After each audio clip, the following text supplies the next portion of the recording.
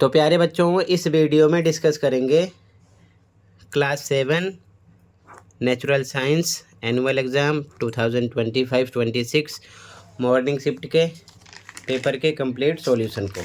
ठीक है, ध्यान से देख सकते हो, प्रैक्टिस कर सकते हो, खासकर इवनिंग शिफ्ट वाले बच्चे, क्योंकि इनका एग्ज़ाम है। ठीक है, सबसे इम्पोर्टेंट जो पेपर आपके हो गए हैं अभी तक, सबके सॉल्यूशन अपलोड हैं। कमेंट में प्लेलिस्ट की लिंक मिलेगी, ओपन करके देख सकते हो, दोनों शिफ्ट वाले, मॉर्निंग इवनिंग वाले। तो कमेंट को देख लेना, सीधा जाओ क्वेश्चन पर। ठीक है, ध्यान से देखो। पहला क्वेश्चन था फर्स्ट का फर्स्ट, हरे पौधे कहलाते हैं तो क्या कहलाते हैं? परपोषी, परजीवी, मृतजीवी, स्वपोषी। तो स्वपोषी होते हैं। बाकी आप परपोषी, परजीवी, मृतजीवी किसे कहते हैं, इसकी भी डेफिनेशन अच्छे से याद कर लेना। ठीक है, तो फर्स्ट में आपका ऑटोट्रोफ्स है। ठीक है, ग्रीन प्लांट्स आर कोल्ड। अगला, निम्नलिखित में से जल को कीटाणु रहित करने के लिए प्रयुक्त रसायन को पहचानिए। तो क्लोरीन है, आपको पता होना चाहिए। बाकी धमन सोडा, सिलिका, कोयला, ये तीनों नहीं है। ठीक है, यहाँ पर क्लोरीन आ जाएगा। Identify the chemical from the following which is use to disinfect water. ठीक है, तो क्लोरीन हो जाएगा। नेक्स्ट क्वेश्चन, इंद्रधनुष आकाश में कब दिखाई देता है? तो जब सूर्य आपके पीछे हो, बाकी सामने, ऊपर या सूर्योदय का समय हो, ऐसा नहीं है। ठीक है, when the sun is behind you. ठीक है, ये कंडीशन है रेनबो की। ठीक है, आगे, निम्नलिखित में से कौन सा परिवर्तन रासायनिक परिवर्तन है? आप भौतिक परिवर्तन भी अच्छे से पढ़ लेना, दोनों के बीच में डिफरेंट भी पूछ सकते हैं, रासायनिक और भौतिक तैयार कर लेना। तो कागज़ का जलना, ठीक है, रासायनिक है, क्योंकि जब ये जल जाएगा तो नई चीज़ बन जाएगी। ठीक है, सेम ऐसा नहीं होगा। बाकी बर्फ़ का पिघलना भौतिक है, क्योंकि बर्फ़ पिघल कर पानी बन जाएगी और पानी जमकर फिर से बर्फ़। उसी प्रकार ये चीज़ें भी हैं। ठीक है, आगे देखो ध्यान से, यहाँ पर बर्निंग ऑफ पेपर आ जाएगा। ठीक है, which of the following changes is a chemical change, ध्यान रखना। ठीक है, अगला, केंचुए और मेंढक अपनी त्वचा के माध्यम से सांस ले सकते हैं, क्योंकि दोनों जीवों की त्वचा क्या होती है? नम और खुरदरी नहीं होती, शुष्क और खुरदरी नहीं होती, शुष्क और चिकनी नहीं होती, नम और चिकनी होती है। डी करेक्ट है। ठीक है, यहाँ पर आपका डी ऑप्शन करेक्ट है क्वेश्चन नंबर 5 में। अगला, आलू पौधे की आँख आलू के पौधे से उसी प्रकार समान है। किस प्रकार?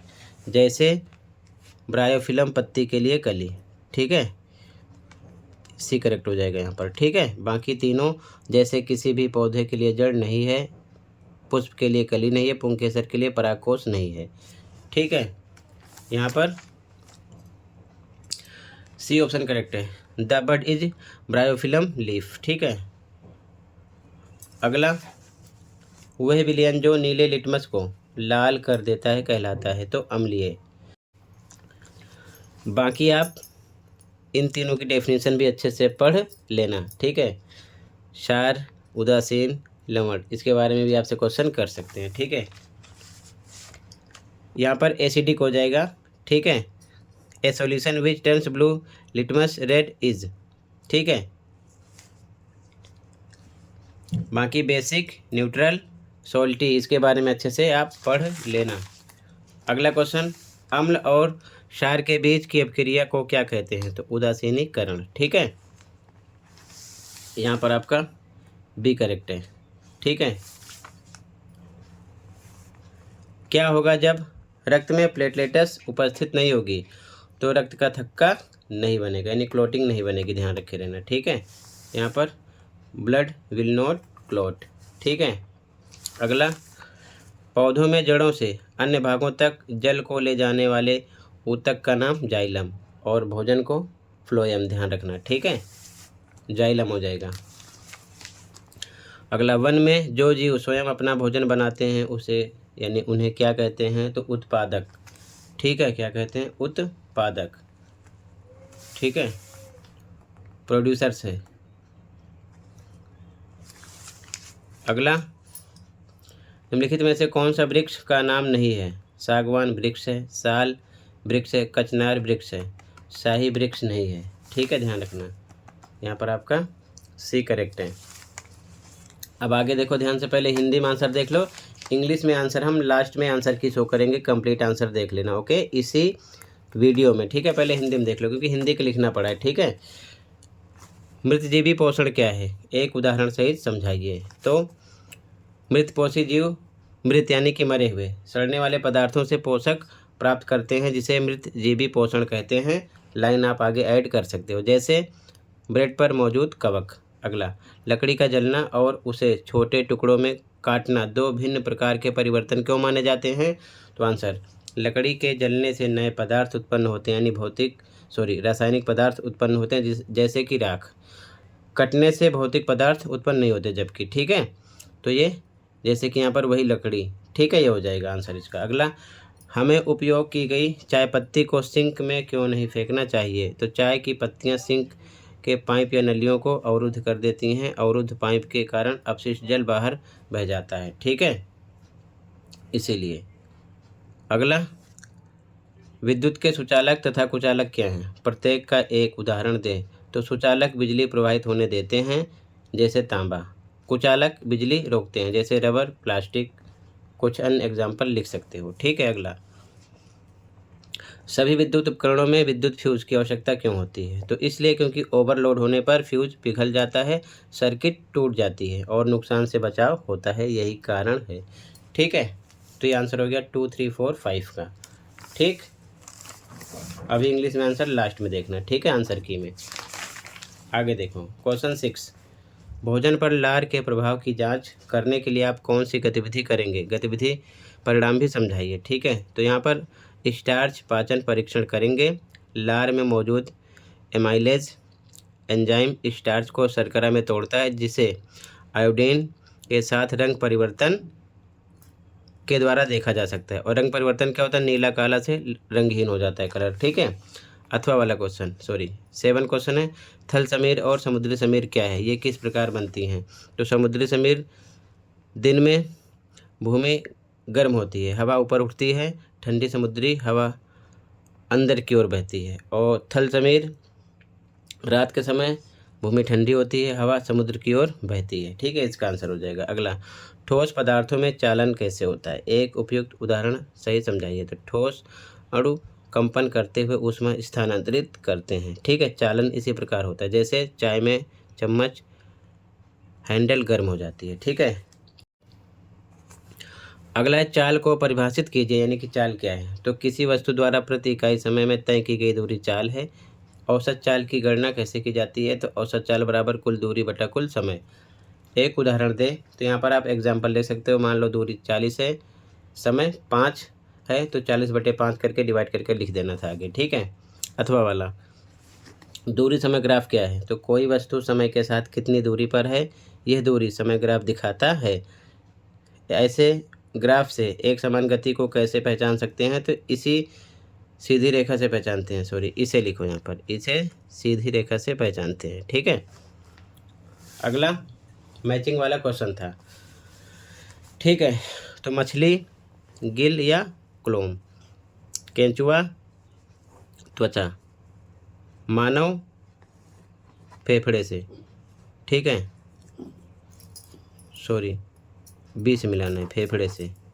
ठीक है, कीट श्वास रंध्र से, मेंढक फेफड़े से भी लेता है और त्वचा से, दोनों से। इधर लिखा है। ठीक है, मानव जो है केवल फेफड़े से लेता है, ये ध्यान रखना। ठीक है, सांस। ओके, अगला क्वेश्चन,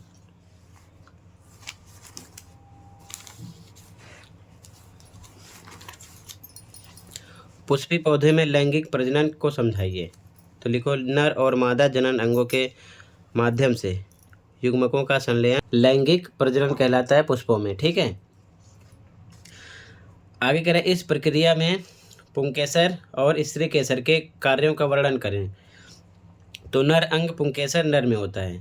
नर युग्मक बनाता है, स्त्री केसर मादा जनन अंग है ये, जो अंडाशय में बीजांड उत्पन्न करती है या करता है। ठीक है, ये आंसर हो गया। अगला क्वेश्चन है कायिक प्रजनन क्या है। तो पौधे में अलैंगिक जनन प्रक्रिया कायिक प्रजनन है। ठीक है, आगे कह रहे हैं गुलाब, आलू, ब्रायोफिलम में कायिक प्रजनन को समझाइए। तो गुलाब में तने की कटिंग से होता है ये, आलू में कंद की कलियों से, ब्रायोफिलम में पत्तियों के किनारों से निकलने वाली कलियों से प्रजनन होता है। इस प्रकार से लिखना है। ठीक है, आगे लाइन ऐड कर सकते हो। ठीक है, इंग्लिश में क्वेश्चन देखो ध्यान से। ठीक है, 6, 7, 8, 9 अभी आंसर की मैं इंग्लिश में शो कर रहा हूँ, मैचिंग देख लो। फिश, गिल्स, सी से है। ठीक है, अर्थवॉर्म ये आपका ए से स्किन, ह्यूमन, लंग्स, इंसेक्ट का आपका ई से, और फ्रॉग का आपका डी से मैचिंग करना है। ठीक है, आगे क्वेश्चन नंबर 10 देख लो, सॉल्यूशन अभी लास्ट में देखना। ठीक है, अगला क्वेश्चन 11 खाली स्थान भरना है।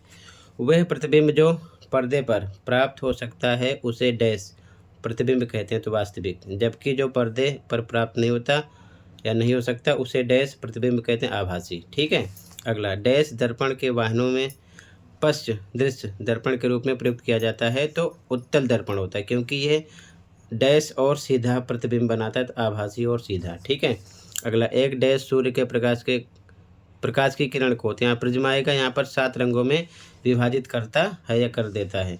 एक अवतल लेंस सदैव डैश आभासी, सीधा आभासी और वस्तु से छोटा प्रतिबिंब बनाता है। ठीक है, यहाँ पर उत्तल आएगा, उत्तल लेंस को आवर्धन लेंस के रूप में प्रयुक्त किया जाता है और इसे अपसारी लेंस भी कहते हैं। आप अपसारी लेंस, अवतल लेंस के बारे में भी पढ़ लेना। ठीक है, इसके आगे ध्यान से क्वेश्चन देख लो। ठीक है, आंसर की में आंसर देखना। ठीक है, इंग्लिश मीडियम में भी यहाँ पर लिख दिया है, real, virtual, convex, virtual, prism, 7, erect, smaller, convex, और यहाँ पर कन्वर्जिंग आ गया। ठीक है, आगे क्वेश्चन देख लो, लास्ट में आंसर की देखकर आप कंप्लीट पेपर तैयार कर लेना। ठीक है, ध्यान से देख लो। क्वेश्चन नंबर 14 अथवा वाला क्वेश्चन नंबर 15। ठीक है, इंग्लिश मीडियम में भी सेम 14, 15। ठीक है, क्वेश्चन पेपर कंप्लीट हुआ। अब ध्यान से देखो कंप्लीट आंसर की। ठीक है, ध्यान से देखो कंप्लीट आंसर की। तो बच्चों ये आंसर की है। ठीक है, ध्यान से देखो कंप्लीट पेपर की आंसर की। ठीक है, आंसर यहाँ से स्टार्ट है, ध्यान से देखो। जैसे कि फर्स्ट में फर्स्ट का, सेकंड का, थर्ड का, फोर्थ, फिफ्थ, 6 का आंसर मेंशन है। ठीक है, इसी प्रकार ध्यान से देखो कंप्लीट आंसर की। ठीक है, इसी प्रकार सभी पेपर के आंसर अपलोड हैं, कमेंट को देख लेना दोनों शिफ्ट वाले। ठीक है,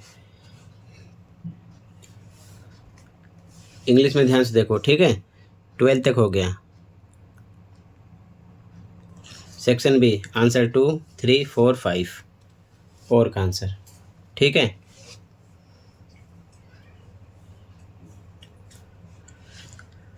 सेक्शन सी आंसर 6, आंसर 7 और का आंसर 8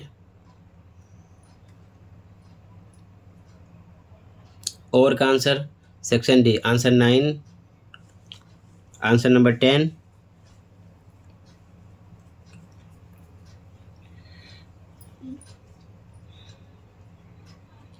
और का answer.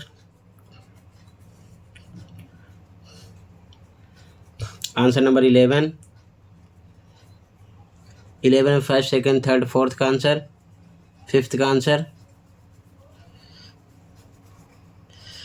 Section A answer number 12 first, second, third का आंसर और का answer. Answer number 13 first, second, third का आंसर और का answer. Answer number 14 first, second, third का आंसर और का आंसर।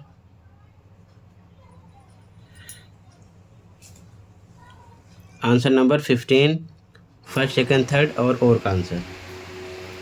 इसी के साथ बच्चों ये कंप्लीट हुआ। मिलते हैं अगली वीडियो में। Thank you for watching.